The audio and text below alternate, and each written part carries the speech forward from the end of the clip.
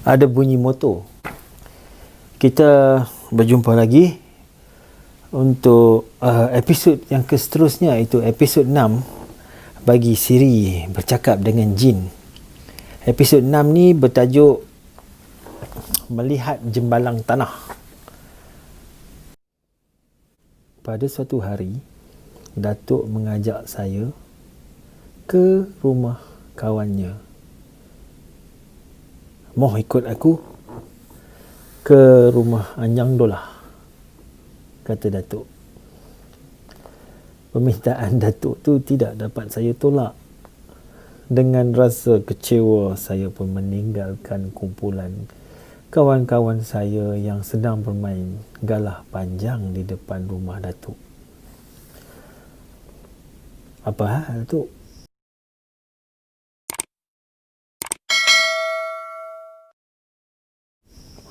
Sajalah, aku dengar cerita Anjang Dolah ni pandai berubat. Dan kita nak tengoklah macam mana Anjang Dolah ni berubat orang kena sampuk, orang sakit tengah malam.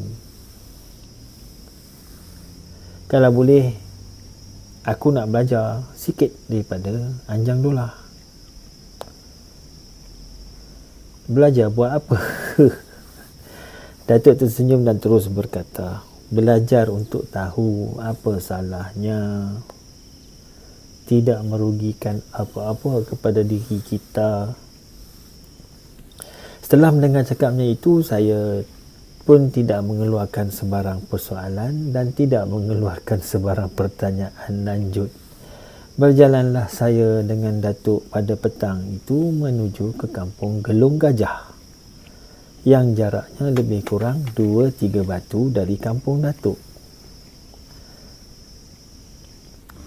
Terpaksa juga kami meredah 2-3 batang anak sungai dan rumah Anjang Dolah pula terletak agak terpencil dari rumah-rumah orang kampung yang lain. Rumahnya berada di pinggir sebuah kolam dan berhadapan dengan sebuah belukar kecil. Lebih kurang jam 4 petang sampailah saya dan Datuk di rumah Anjang Dolah.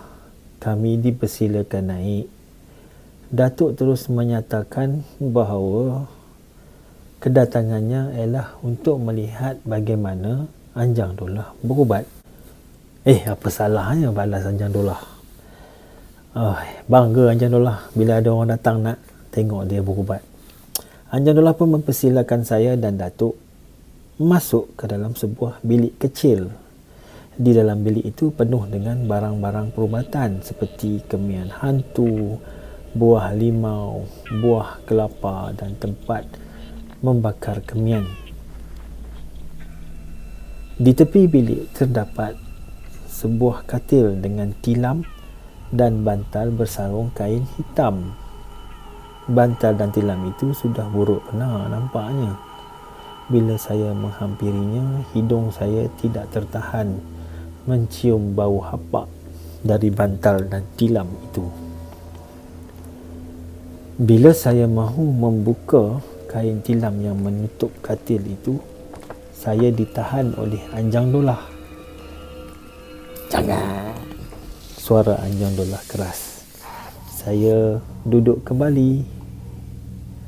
Hati saya ingin tahu siapakah gerangan yang tidur di atas katil itu. Saya yakin ada orang yang tidur di atas katil itu. Kerana apabila saya perhatikan, kain hitam itu bagaikan bergerak-gerak mengikuti tarikan nafas manusia. Siapa yang baring itu? Datuk bertanya. Anjang Dolah merenung muka Datuk. Saya dah mula resah tak menentu. Sahabat saya, orang suruhan saya, boleh disuruh keluar waktu malam dan balik pagi. Anjang Dolah menjelaskan kepada Datuk. Saya dan Datuk pun mengangguk kepala. Dia tidur agaknya. Saya cuba bertanya lagi. Anjang Dollah menjawab, dia tidak tidur. Tapi saya mendengar pula Datuk menyambung persoalan, kalau tak tidur, kenapa tak dibangunkan? Dia malu tengok orang. Itulah jawapan Anjang Dollah. Jawapan itu sebenarnya tidak memuaskan hati saya dan saya mahu bertanya lagi. Bila saya mahu membuka mulut, Datuk segera mencuit bahu saya.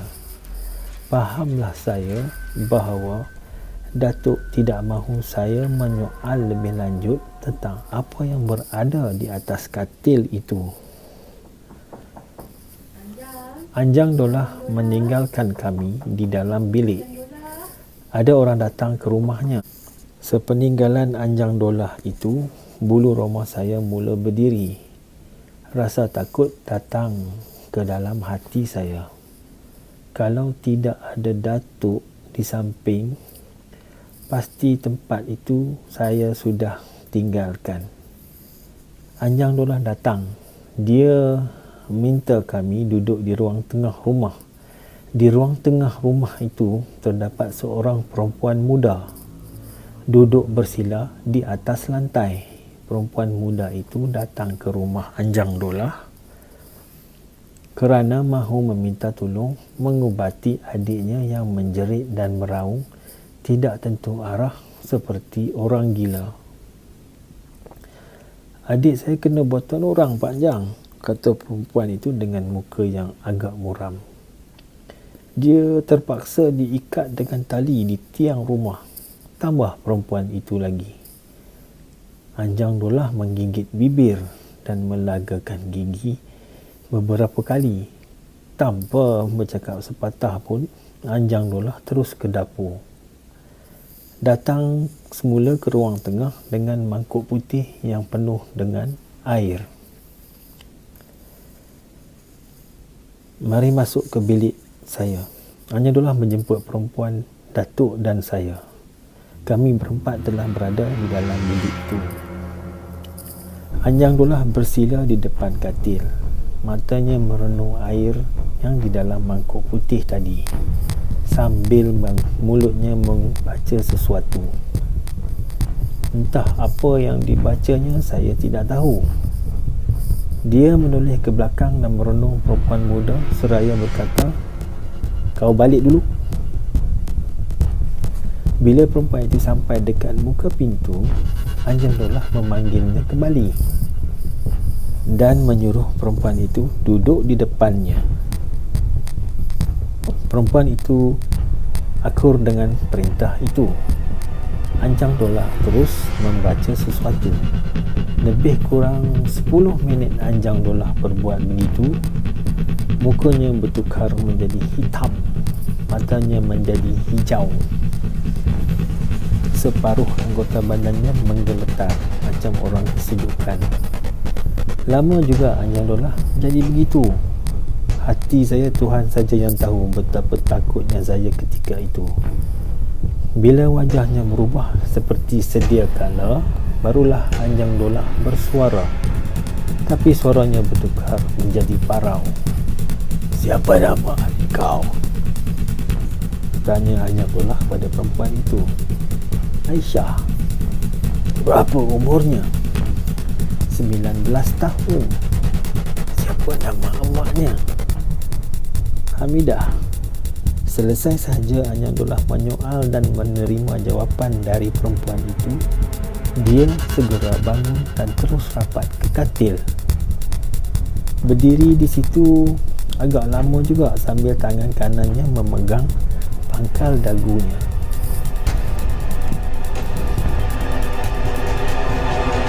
"Hai sahabatku yang setia, pergilah engkau ke tempat asalmu. Ambillah sehelai rambut perempuan mati beranak." Kain hitam itu mula bergerak. Datuk duduk dengan tenang. Saya merasakan mahu buang air kecil. Air besar pun ada juga rasanya. "Pergilah sahabat."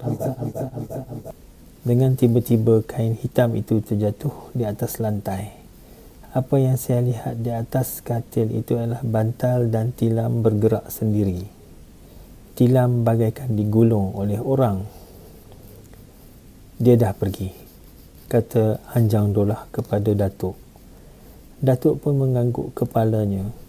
Anjang Dollah pun mengambil kain hitam dan terus memberikan kepada perempuan muda itu. Kau rimbaskan kain hitam ke muka adikmu 7 senja. Lepas itu, kalau tidak juga mahu hilang, kau datang lagi kemari, kata Anjang Dollah. Dan perempuan itu menghulurkan wang kepada Anjang Dollah. Dengan tenang, perempuan itu meninggalkan rumah Anjang Dollah. Ini baru sedikit saja. Minggu depan kalau kalian datang, kalian boleh lihat cara lain saya mengubat. Saya boleh kenalkan awak berdua dengan sahabat saya itu. Oh, megah benar, Anjang Dollah bercakap. Saya datang lagi, sahut Datuk. Datanglah, tapi kena datang malam tau. Baiklah. Datuk memberi janji. Sesungguhnya janji yang diberikan oleh Datuk pada Anjang Dollah satu penyiksaan kepada diri saya. Bila masa yang dijanjikan sampai, berangkatlah saya dengan Datuk menuju ke rumah Anjang Dollah lagi. Kami terpaksa menggunakan andang yang dibuat dengan daun kelapa untuk menyuluh jalan. Malam cukup gelap. Tidak ada sebiji bintang pun di langit. Sepanjang perjalanan, telinga kami diasak oleh suara-suara katak, suara burung jampuk, suara burung hantu. Bulu rumah saya memang tegak berdiri bila terdengar lolongan anjing sayup-sayup dari pinggir kampung.